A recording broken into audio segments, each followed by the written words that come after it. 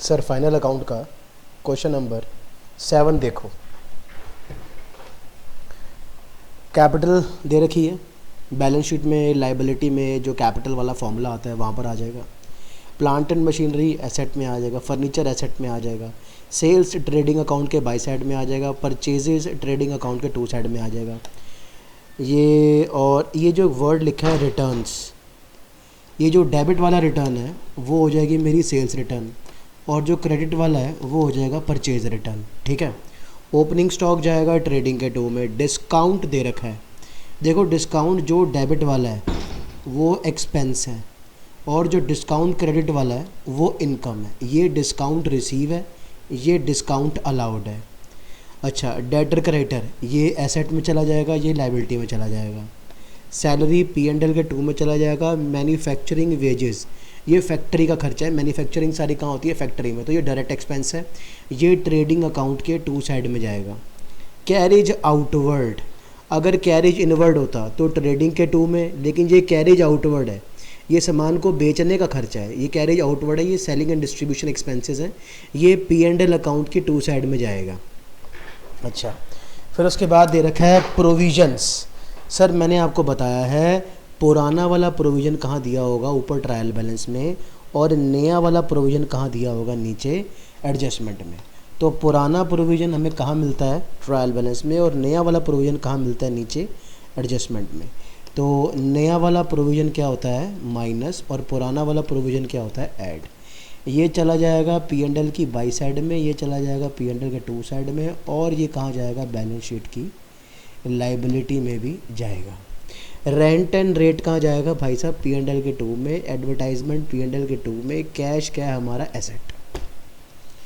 अच्छा, फिर आ जाओ क्लोजिंग स्टॉक, ये जाएगा बैलेंस शीट के एसेट साइड में। इंटरेस्ट ऑन कैपिटल, आपको याद होगा हमारा फॉर्मूला होता है, फॉर्मूला बैलेंस शीट के अंदर, याद करो, ये देखो, capital plus interest on capital. मेरे बड़े मालिक ने मेरे अंदर कैपिटल लगाई थी, मेरा जो मालिक है, मेरा जो प्रोपराइटर है, जिसने मेरे को बिज़नेस शुरू किया, मैंने आपको बताया था जब हम अकाउंट्स करते तो हम कौन होते हैं, बिज़नेस। मेरा जो प्रोपराइटर था उसने मेरे अंदर कैपिटल लगाई थी साल की शुरुआत में, वही कैपिटल मैंने उसको वापस करनी होती है। कैपिटल एक लाइबिलिटी होती है, और उसी कैपिटल के ऊपर पूरे साल का क्या देना होता है उसको, ब्याज, यानी इंटरेस्ट ऑन कैपिटल। तो जो भी वो कैपिटल होगी उसके ऊपर ब्याज भी देना है। देखो, अगर मैं तुम्हें कहता हूँ कि मेरे ऑनर ने मेरे अंदर 10 लाख की कैपिटल लगाई है और मेरे को इसका 10% ब्याज देना है 1 लाख रुपये, तो उसने लगाया, मेरे अंदर 10 लाख था, पूरा साल ख़त्म होने के बाद एक तो मैंने उसको उसका 10 लाख भी वापस करना है, ऊपर से 1 लाख रुपये का ब्याज भी देना है। जो ब्याज मेरे को 1 लाख रुपये का अपने मालिक को एक्स्ट्रा देना है, वो ब्याज मेरे लिए क्या है, एक्सपेंस। मेरे लिए क्या है, ये एक्सपेंस।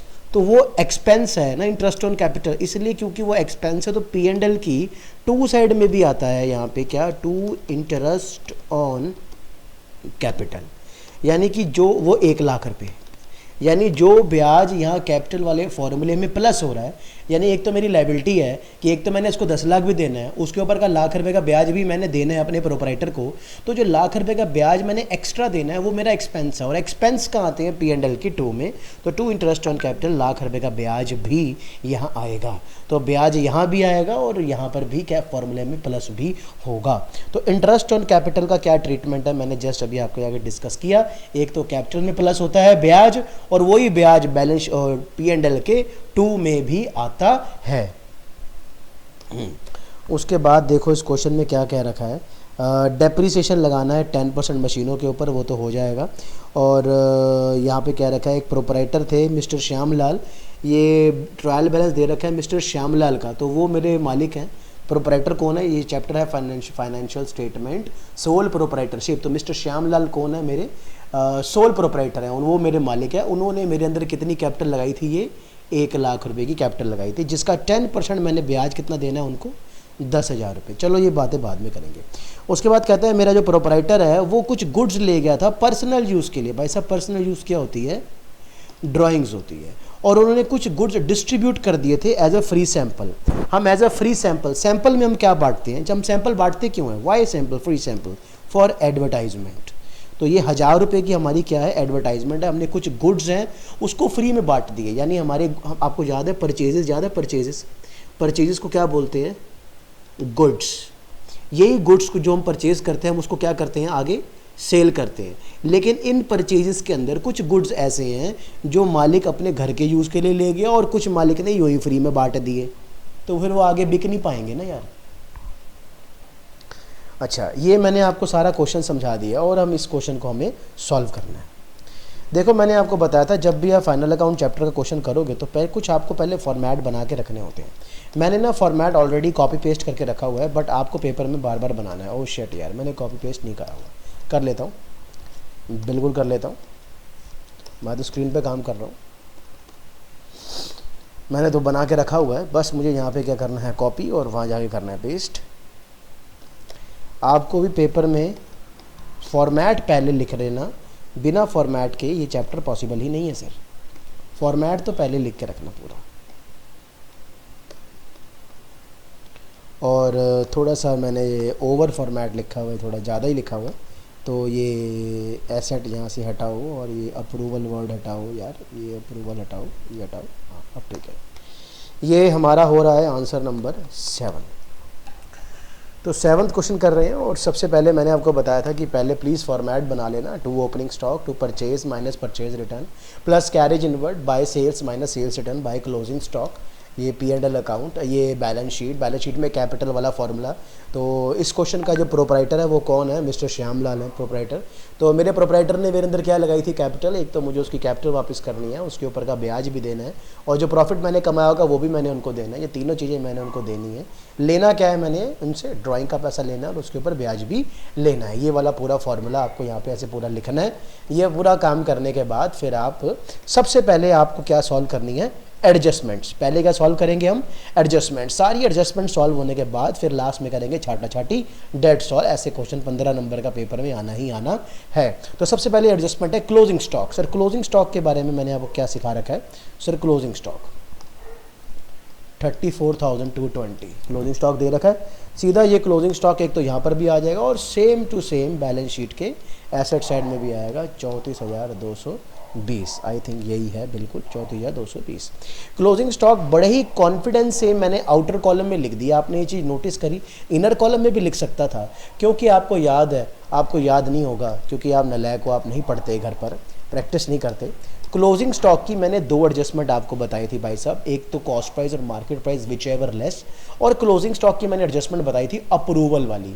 अप्रूवल वाली एडजस्टमेंट के मैंने आपको 4 इफेक्ट बताए थे। मैं अपनी हर वीडियो के अंदर 2-3 बार फिर बार बार बोल रहा हूँ कि क्लोजिंग स्टॉक अप्रूवल वाली एडजस्टमेंट की 4 मैंने आपको इफेक्ट्स बताए थे। एक तो सेल में से माइनस होता है, और बैलेंस शीट के एसेट साइड में डेटर में से माइनस होता है, और क्लोजिंग स्टॉक में प्लस होता है बिकॉज सेल्स रिटर्न है, सेल कम हो जाएगी और स्टॉक बढ़ जाएगा, और वही स्टॉक एसेट साइड में भी बढ़ता है। स्टॉक जब बढ़ाते हैं तो कॉस्ट वाली वैल्यू से बढ़ाते हैं, लेकिन डेटर में जब माइनस करते हैं तो सेल वाली वैल्यू से माइनस करते हैं।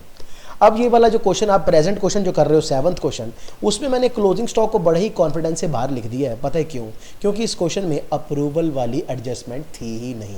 अगर वो एडजस्टमेंट ही नहीं है तो फिर क्लोजिंग स्टॉक के ऊपर 2 ही एडजस्टमेंट होती है, या तो विच एवर लेस वाली होती है या अप्रूवल वाली होती है। विच एवर लेस वाली इस क्वेश्चन के अंदर कुछ बताया ही नहीं था, सीधा ही दे रखा है क्लोजिंग स्टॉक है कितना 34,220, मैंने भी लिख दिया सीधा। और अप्रूवल वाली एडजस्टमेंट यहाँ पर कोई है ही नहीं, अप्रूवल वाली एडजस्टमेंट, तो इसलिए क्लोजिंग स्टॉक मैंने सीधा बाहर ही लिख दिया था।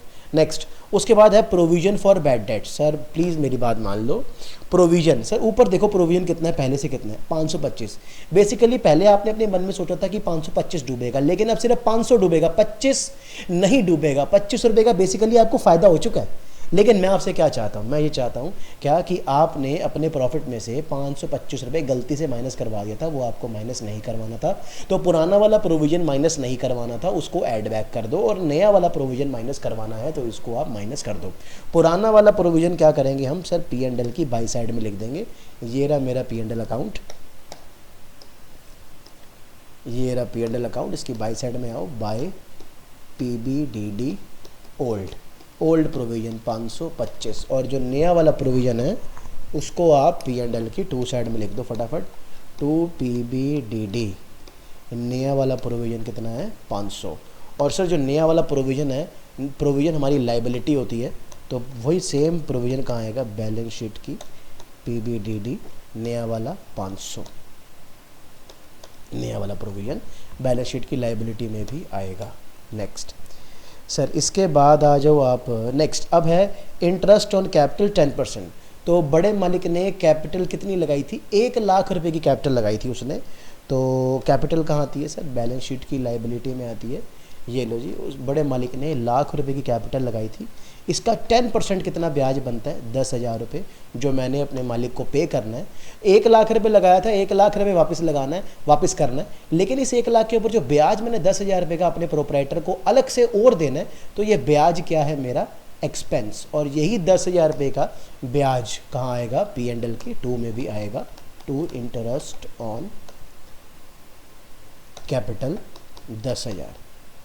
आई होप आपको बात क्लियर हो रही हो क्या, कि मालिक मिस्टर श्याम ने मेरी कंपनी में कितने पैसे लगाए थे, 1,00,000 रुपये। तो उनकी 1,00,000 रुपये की कैपिटल तो मैंने वापस करनी ही करनी है, प्लस इसके ऊपर ब्याज भी देना है। जो ब्याज मैंने एक्स्ट्रा देना है वो क्या है, मेरा एक्सपेंस। और एक्सपेंस खुद कहाँ आएगा, P&L की 2 में भी आएगा। बात खत्म। नेक्स्ट अगली एडजस्टमेंट अगर हम पढ़ें, कह रहे हैं डेप्रिसिएशन लगाना है मशीनों के ऊपर 10%। सर प्लीज़ इस क्वेश्चन में मशीन देखो, हाँ 78,000 की मशीन दे रखी है और इसके ऊपर 10% का डेप लगाना है। ठीक है सर, लगा लेते हैं। तो मशीनरी हमारा पहली बात तो एसेट है, एसेट साइड में आओ, यहाँ पर लिख लेते हैं प्लांट एंड मशीनरी। 78,000 की मशीनरी है, इसके ऊपर डेप्रिसिएशन लगाना है 10% 7,800 का, और माइनस कर देते हैं। 78,000 में से माइनस कराते हैं 7,800, ये मशीन बच गई है 70,200 रुपये की मशीन बच गई। और जो ये जो डेप्रिसिएशन है, खुद डेप्रिसिएशन वो खुद कहाँ आएगा सर, वो P&L की 2 में भी आएगा 7,800। नेक्स्ट सर अगली एडजस्टमेंट अगर हम देखें, मिस्टर प्रोपराइटर है मिस्टर श्याम, वो गुड्स ले गए हैं 5,000 रुपये के पर्सनल यूज़ के लिए। अच्छा पर्सनल यूज़ तो सर ड्राइंग्स होती हैं, तो ड्राइंग्स तो बैलेंस शीट की लायबिलिटी में फॉर्मूला है 5,000, यहाँ पर ड्राइंग माइनस हो जाएगी। और ये पर्सनल यूज़ के लिए क्या लेके जा रहे हैं, गुड्स। मैंने आपको कई बार बताया है कि परचेजेस का मतलब क्या होता है, गुड्स। सेल का मतलब क्या होता है, गुड्स। जिस चीज़ में हम डील करते हैं ना वही परचेज, और हम आगे क्या करते हैं, सेल। उन्होंने कहा था कि इस परचेजेस के अंदर मिस्टर श्याम ने कुछ परचेजेस ऐसे गुड्स थे जो वो अपने पर्सनल यूज़ के लिए घर ले गए, तो वो आगे बेच ही नहीं पाएंगे। और कुछ गुड्स ऐसे थे जो उन्होंने फ्री सैंपल बांट दिए, 1,000 रुपये के गुड्स उन्होंने यूं ही बांट दिए। यानी कि उन्होंने अपनी परचेजेस में से 5,000 की गुड्स वो अपने खुद घर ले गए, तो वो अब आगे सेल नहीं कर पाएंगे, यानी उनके गुड्स कम हो गए। गुड्स कम हो गए तो माइनस। और इसी परचेज में से 1,000 रुपये उन्होंने फ्री में बांट दिए, तो फिर वो सेल नहीं कर पाएंगे, उनकी जो परचेजेज होंगी वो फिर से क्या हो जाएंगी, माइनस। यानी उनके गुड्स कम क्यों हो रहे हैं, क्योंकि उन्होंने फ्री में बांटे और खुद भी घर ले गए, इसलिए उनके गुड्स क्या हो रहे हैं, कम हो रहे हैं। अच्छा, और जो ये फ्री में सैंपल बांटा उन्होंने, ये उनकी एडवर्टाइजमेंट है, तो एडवर्टाइजमेंट खुद कहाँ आती है, P&L की 2 में भी आती है। तो टू एडवर्टाइजमेंट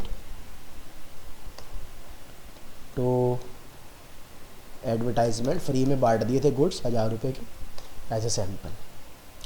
अच्छा, उसके बाद अगली एडजस्टमेंट थी, ये हो गया। अब हाँ, एक एडजस्टमेंट हमने ये मिस करी हुई है सर। इस एडजस्टमेंट को अगर आप समझो तो इसको समझने के लिए पहले आप ऊपर देखो, इस क्वेश्चन में आपको ऊपर फर्नीचर कितना दिया हुआ है सर, 2,000 रुपये का फर्नीचर दिया हुआ है।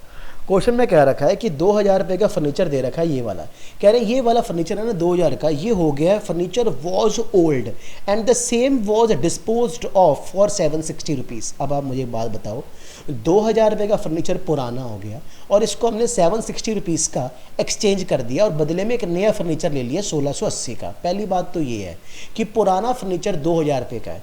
आज इस 2,000 रुपये की फर्नीचर को जब मैं किसी शॉप पे जाके एक्सचेंज कराना चाहता हूँ तो मेरे पुराने वाले 2,000 के फर्नीचर की वैल्यू क्या लगाई जा रही है, सिर्फ 760 रुपीज़। आप मुझे एक बात बताओ, आपके 2,000 रुपये के फर्नीचर की वैल्यू सिर्फ कितनी लगाई जा रही है, 760 रुपीज़। तो 1,240 रुपये का क्या हो रहा है, आपको ये लॉस हो रहा है। और सारे लॉसेस कहाँ आते हैं, P&L की 2 में आते हैं। पहले तो यहाँ पर आके लिखो टू लॉस ऑन एक्सचेंज, क्योंकि आपका फर्नीचर 2,000 का था, उसकी वैल्यू क्या लगाई जा रही है, 760 रुपीज़, यानी 1,240 रुपये का क्या हो चुका है, लॉस। अच्छा, और जो इसके बदले में आप पुराना फर्नीचर दे के नया फर्नीचर ले रहे हो, तो पुराना वाला फर्नीचर आपने 2000 रुपये का शॉपकीपर को दे दिया, 760 रुपीज़ की वैल्यू लग गई। और नया फर्नीचर जो आपको पसंद आ रहा है वो कितने का है, 1680 रुपये का। 760 रुपीज़ का तो पुराना फर्नीचर हो गया जो मैंने उसको दिया ही है, और नया फर्नीचर है कितने का, 1680 का, जिसमें 760 रुपीज़ तो पुराना वाला ही हो गया। अब आप एक बार देखो ना, 1680 में से अगर मैं 760 रुपीज़ लेस करूं तो बैलेंस पैसे कितने बच रहे हैं, 920 रुपये। वो 920 रुपये नेट पैसे हैं जो मैंने शॉपकीपर को और दिए थे। यानी मैं एक शॉप पे गया, मुझे नया फर्नीचर पसंद आ रहा है 1680 का, और मैं शॉपकीपर को कह रहा हूँ कि 1680 तो मैंने अब शॉपकीपर को 1680 रुपये देने हैं, लेकिन मेरे पुराना फर्नीचर जो है उसकी वैल्यू शॉपकीपर कितनी लगा रहा है, 760 रुपीज़, माइनस करके बचे हुए 920 रुपये मुझे ऊपर उनको क्या देना है, कैश। ये बात खत्म। अब नया फर्नीचर मेरे पास 2000 रुपये का पड़ा है या 1680 का, 1680 का। अब पुराना फर्नीचर तो शॉपकीपर वाला ले गया ना, पुराना फर्नीचर शॉपकीपर के पास है। अब हमारे पास नया फर्नीचर कितने का है, अब नया फर्नीचर बैलेंस शीट के एसेट साइड में 1680 का आएगा, जो आज की डेट में हमारे पास अब है, क्योंकि पुराना फर्नीचर तो एक्सचेंज करा लिया और लॉस भी हो गया आपको। लेकिन आपने पुराना फर्नीचर 760 रुपीज़ का, नया आपको पसंद आया था 1680 का, पुराने की वैल्यू कितनी लग गई, 760, 920 रुपये मेरे को ऊपर और देने थे। और ये क्वेश्चन पढ़ो एक बार क्या लिखा है, 920 रुपये जो मैंने नेट और दिए हैं, was pass through purchase. Purchase का मतलब क्या होता है, गुड्स। क्या ये मैंने गुड्स लिए हैं कि फर्नीचर लिया है, सर फर्नीचर फर्नीचर होता है, गुड्स गुड्स होते हैं। गुड्स तो स्टॉक होता है ना, जो आगे सेल करना होता है। फर्नीचर थोड़ी ना हमारा गुड्स है, फर्नीचर तो हमारा एसेट है जो बैलेंस शीट में आता है। फर्नीचर तो हमारा नॉट फॉर रीसेल एसेट है, जिसके थ्रू हमने बिजनेस करना है। फर्नीचर हमारा ऑफिस में पड़ा होगा। तो इन्होंने 920 रुपये गलती से कहाँ घुसेड़ दिया, परचेज में, और 920 रुपये है फर्नीचर, है फर्नीचर ही तो फर्नीचर में जोड़ो ना, आपने परचेज में क्यों जोड़ दिया, तो गलत कर दिया ना आपने। तो आप अपनी ट्रायल बैलेंस में जाओ, यहाँ पर जो परचेजेज हैं, इस परचेजेज में से फर्नीचर का नाम लिखकर 920 रुपये लेस करो। कई बच्चे कहते हैं 920 रुपये का फर्नीचर परचेज में से लेस करा तो यही 920 रुपये फर्नीचर में जाके प्लस करो। अरे 920 और 760 दोनों को मिला के ही तो बनता है पूरा 1680 रुपये का फर्नीचर। जब आप यहाँ 1680 पूरा लिख ही रहे हो तो 920 रुपये तो अंदर ही आ रहा है ना, उसके अलग से लिखने की ज़रूरत क्या है भाई।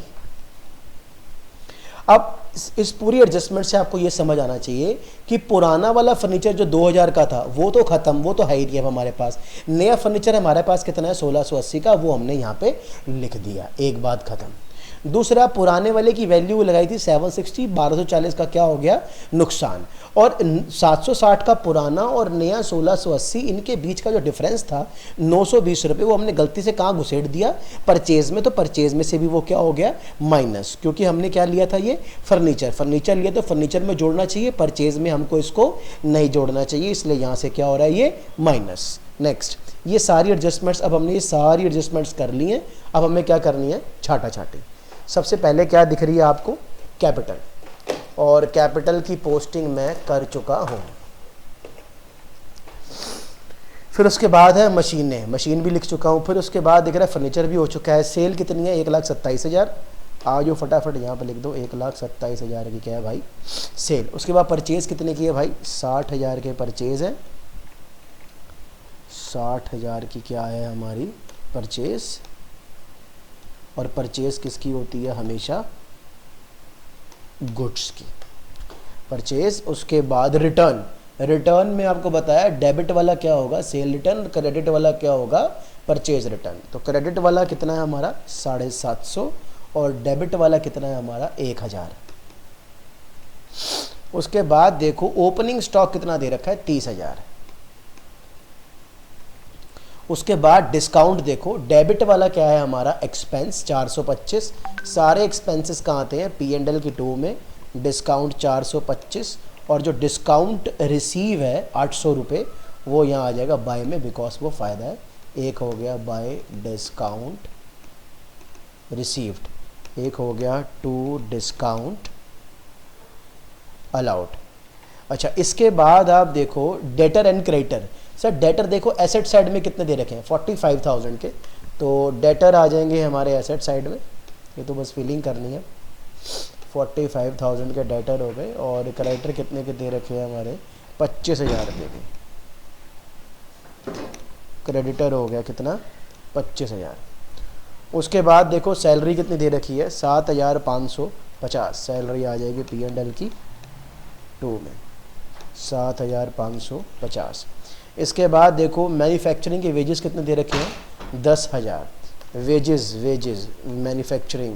मैन्युफैक्चरिंग की वेजेस यहाँ आ जाएंगी 2 मैन्युफैक्चरिंग वेज कितनी है ये 10,000। फैक्ट्री के सारे खर्चे कहाँ आते हैं ट्रेडिंग अकाउंट में। कैरेज आउटवर्ड क्या है हमारा सामान को सेल करने का खर्चा। कैरेज आउटवर्ड कहाँ आएगा कैरेज आउटवर्ड आएगा पी एंड एल की 2 में। कितना दे रखा है कैरेज आउटवर्ड सर आपने देखा नहीं 1,200 रुपये।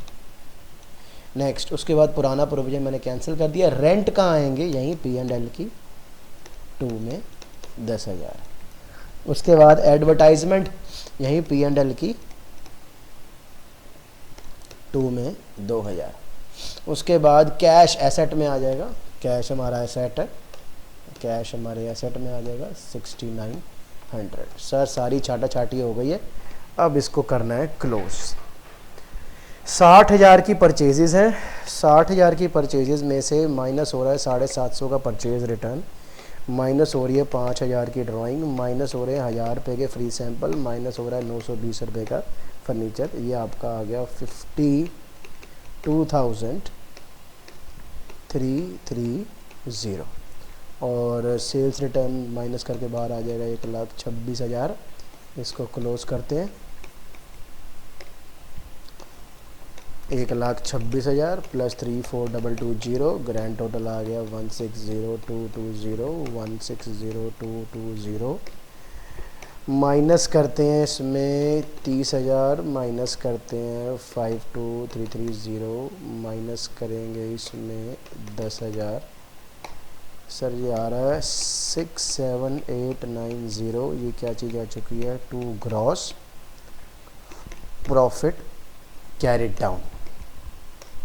यही कहाँ चला जाएगा अब पी एंड एल की बाय में by gross profit brought down और यह है 67,890। और अब ये सब क्या हो जाएगा प्लस फिर बाई साइड में निकल जाएगा नेट प्रॉफिट। ये प्लस करते हैं सारा ये आपका 525 प्लस 800 प्लस 67890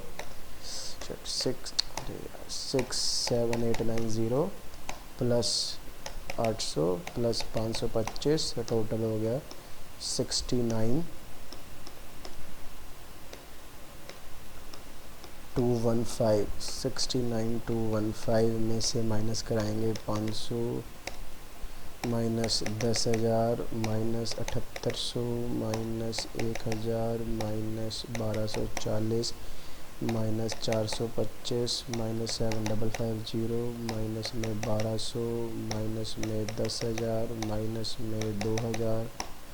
सर ये आ रहा है 27,500 का आ गया 2 net profit balancing figure.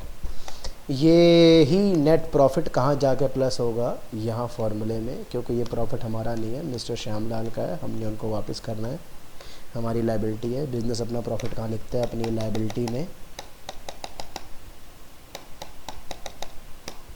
Sir ये आ रहा है 1,32,500। अब इसको प्लस करते हैं देखते हैं बैलेंस शीट मैच होती है कि नहीं। प्लस में 500 और प्लस में 25,000 टोटल आ रहा है 1,58,000।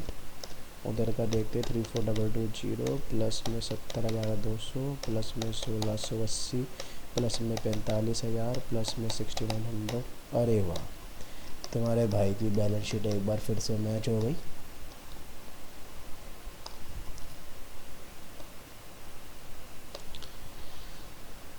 सेवंथ क्वेश्चन था ये। मैं इसका पीडीएफ भी आपको भेजूंगा आप ट्राई करना इस क्वेश्चन को।